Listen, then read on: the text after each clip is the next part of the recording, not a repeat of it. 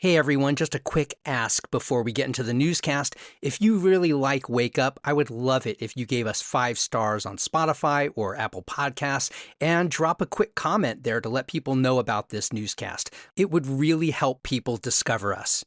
All right, on with the news.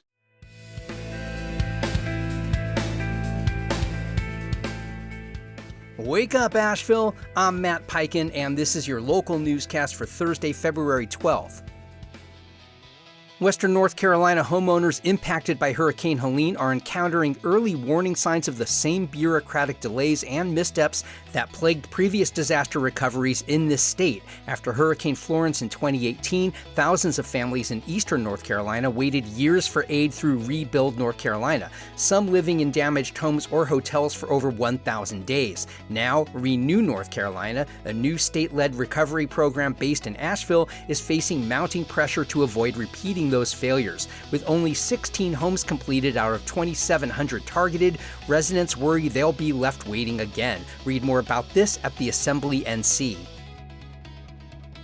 A newly released economic study is renewing momentum behind a long-discussed effort to restore passenger rail to Asheville. The proposed line, part of the U.S. Department of Transportation's Corridor ID program, would reconnect Asheville to Salisbury using existing Norfolk Southern tracks. A state study estimates the route could support over 300 jobs and generate $1 billion in economic output. If fully funded, service could begin by 2035. Annual ridership is projected between 328,000 and 550,000 by 2045. That's according to the most recent Western North Carolina passenger rail feasibility study. Read more about this in the Citizen Times. The Asheville Police Department is preparing to open its 6th resource center next month at the Tanger Outlets in South Asheville. The center will offer public access and 24/7 officer availability, similar to existing locations across the city.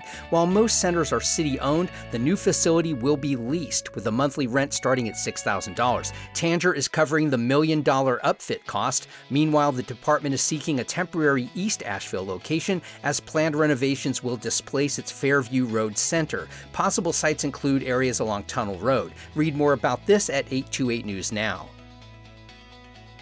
In a rare move, District Attorney Ashley Welsh has initiated proceedings to remove 2 elected sheriffs in Western North Carolina, citing serious misconduct. Graham County Sheriff Brad Hoxett was suspended January 29th after Welsh alleged corruption, abuse of power, and personal conflicts of interest in a local investigation. Just a week later, Cherokee County Sheriff Dustin Smith resigned following a letter from Welsh accusing him of long-standing negligence, including his response to a deadly shooting and mishandling of a violent inmate's escape. Hearings are scheduled later this month. Read more about this in the Citizen Times. And community members will soon have a chance to share concerns about Mission Hospital during 2 upcoming listening sessions hosted by Dogwood Health Trust and Affiliated Monitors Incorporated.